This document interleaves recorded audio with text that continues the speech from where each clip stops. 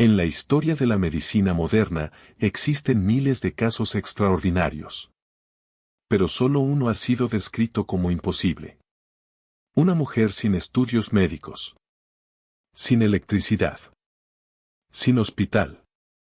Sin ayuda. Y aún así, sobrevivió a una cirugía que jamás debió intentar.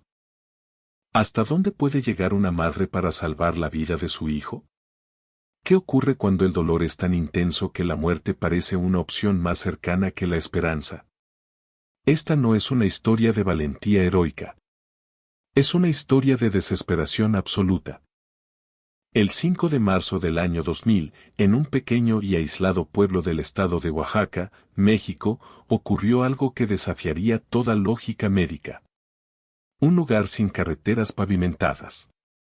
Sin hospitales cercanos. Sin acceso inmediato a médicos o ambulancias. El pueblo se llamaba Río Talea. Un asentamiento rural donde la vida dependía del sol, la tierra y la resistencia humana. Aquí, una mujer de 40 años enfrentaría una decisión que cambiaría la historia de la obstetricia para siempre. La mujer en el centro de esta historia se llamaba Inés Ramírez Pérez. Tenía 40 años.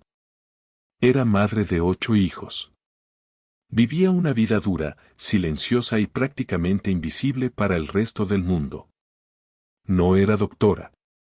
No era enfermera. No tenía educación formal. Era una mujer indígena, campesina, acostumbrada al trabajo físico y al dolor. En Río Talea, la maternidad no estaba acompañada por hospitales modernos ni médicos especializados. Las mujeres daban a luz en casa. Con ayuda de parteras locales, si estaban disponibles. O completamente solas, si no lo estaban.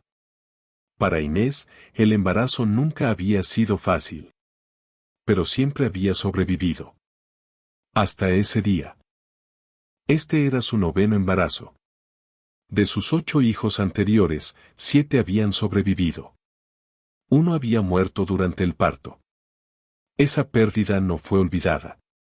Se quedó grabada en su memoria como una advertencia silenciosa de lo que podía volver a ocurrir. Durante este embarazo, Inés no recibió atención prenatal adecuada. No hubo ecografías. No hubo análisis médicos. No hubo seguimiento profesional. Solo su cuerpo y su fe. Como millones de mujeres en zonas rurales del mundo, estaba sola frente a uno de los momentos más peligrosos de su vida. La noche del 4 de marzo del año 2000, Inés comenzó a sentir las primeras contracciones. Al principio, pensó que sería como las veces anteriores. Dolor intenso, sí. Pero soportable. Horas después, entendió que algo era diferente. Las contracciones se volvieron insoportables. Pasaron 6 horas. Luego 8. Luego 10. El dolor no avanzaba hacia el nacimiento. El bebé no descendía. Algo estaba terriblemente mal. Su esposo no estaba en casa. Había salido del pueblo. No había parteras disponibles. No había forma de pedir ayuda inmediata. En medio de la noche, Inés se encontró completamente sola. Con un dolor que parecía partir su cuerpo en dos. El miedo comenzó a reemplazar la esperanza. Inés recordó al hijo que había perdido años atrás. Recordó la sangre. El silencio. La sensación de impotencia. Y entonces pensó algo que ninguna madre quiere pensar. Si este bebé no nace, va a morir. Para ese momento, el dolor llevaba más de 12 horas. Su cuerpo estaba exhausto. Su mente, al límite. Inés comprendió que, si no hacía algo, el resultado sería el mismo que antes. La muerte. Fue entonces cuando una idea imposible cruzó su mente. Una idea que ningún médico aprobaría. Que ningún manual recomienda. Que ninguna mujer debería enfrentar. Pero para Inés. Era la única opción que quedaba. En ese momento, Inés comprendió algo aterrador. Nadie iba a llegar a tiempo. No había caminos. No había teléfonos. No había transporte. Si esperaba ayuda, su hijo moriría dentro de ella. Inés no pensó como una doctora. Pensó como una madre. Dijo después que confió en Dios. Que rezó en silencio. Y que tomó una decisión que jamás había imaginado tomar. Salvar al bebé. Aunque eso significara arriesgar su propia vida. Buscando reducir el dolor, Inés tomó 3 vasos de alcohol fuerte. No era anestesia. No era suficiente. Pero era lo único que tenía. Su cuerpo temblaba. Su visión se nublaba. El dolor seguía ahí. En la cocina de su casa, Inés tomó un cuchillo largo. Un cuchillo común.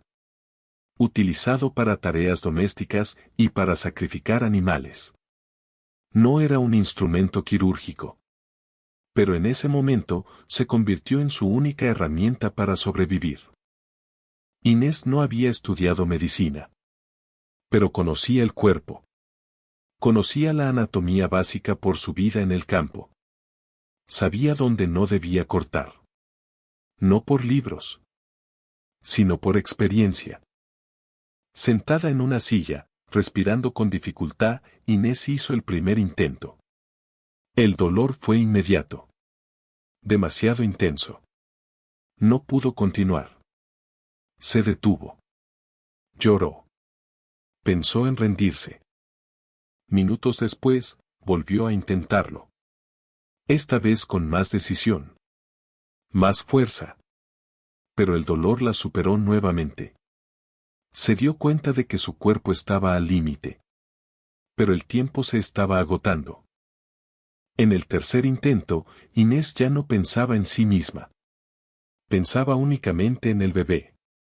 Realizó un corte vertical, largo, al lado derecho de su abdomen. No fue preciso. No fue limpio. Pero fue suficiente. Después de ese momento, hubo silencio. No había gritos. No había música. Solo respiración agitada. Y segundos que parecían eternos. Entonces ocurrió algo inesperado. Un sonido rompió el silencio. El llanto de un bebé. Contra toda lógica médica. El niño estaba vivo. Inés cortó el cordón umbilical con unas tijeras. Colocó al bebé junto a ella. Y sin fuerzas, sin energía. Perdió el conocimiento. Cuando Inés perdió el conocimiento, nadie sabía si volvería a despertar. Había perdido sangre. Su cuerpo estaba abierto. Y el riesgo de infección era extremo. En condiciones normales, este habría sido el final de la historia. Horas después, Inés abrió los ojos. El dolor seguía ahí. Pero el silencio de la muerte no. A su lado, el bebé respiraba. Estaba vivo. Sin conocimientos médicos, Inés hizo lo único que podía hacer. Tomó ropa vieja. Y la usó para presionar la herida. No había vendas. No había medicamentos. Solo instinto y voluntad de vivir. Con la poca fuerza que le quedaba, llamó a su hijo mayor. Le pidió que fuera a buscar ayuda. Que encontrara a quien pudiera ayudarla. Que no se detuviera. Después de varias horas, llegó un asistente de salud del pueblo. No era cirujano. No estaba preparado para lo que vio. Pero comprendió que debía actuar de inmediato. Utilizando aguja e hilo común, el asistente cerró la herida lo mejor que pudo. No era una cirugía adecuada. Era una solución de emergencia. La única posible en ese lugar. Luego, Inés fue trasladada a un centro de salud cercano. El camino era largo. Difícil. Lento. Cada minuto aumentaba el riesgo de que no sobreviviera. Cuando finalmente llegó al hospital, los médicos quedaron en silencio. No podían creer lo que estaban viendo. Una mujer que se había practicado una cesárea a sí misma. Y seguía con vida. Los doctores la llevaron inmediatamente al quirófano.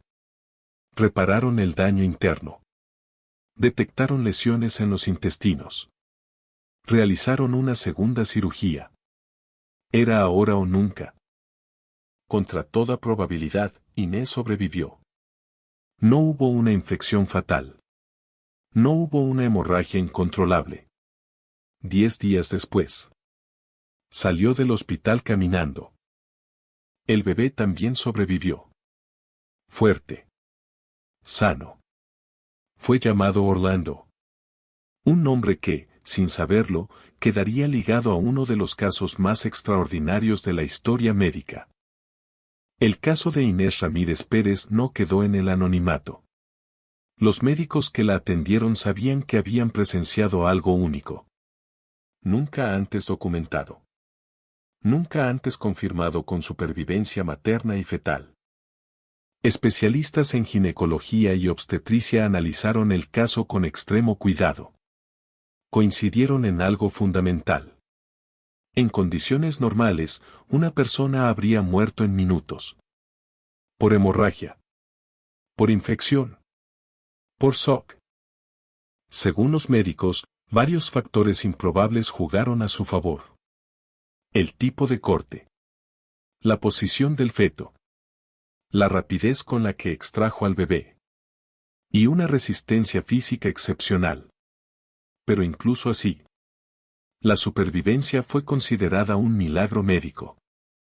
En el año 2004, el caso fue publicado en la revista científica International Journal of Gynecology and Obstetrics, con un título claro y contundente: cesárea autoinfligida con supervivencia materna y fetal.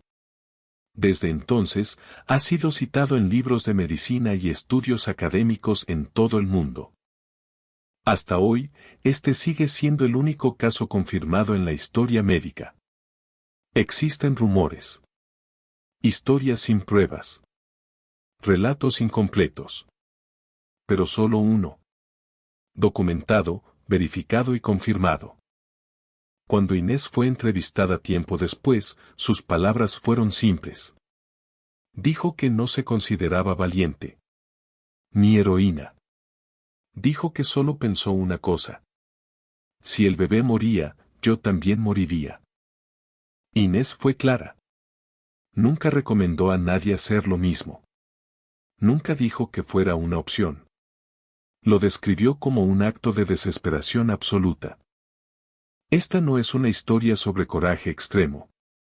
Es una historia sobre abandono. Sobre lo que ocurre cuando una mujer enfrenta el parto sin acceso a atención médica. Sobre un sistema que falló. Y obligó a una madre a hacer lo impensable. Inés Ramírez Pérez no debería haber sobrevivido. Pero lo hizo. Y su historia quedó grabada no como una hazaña, sino como una advertencia silenciosa al mundo. Porque ningún milagro debería depender del filo de un cuchillo.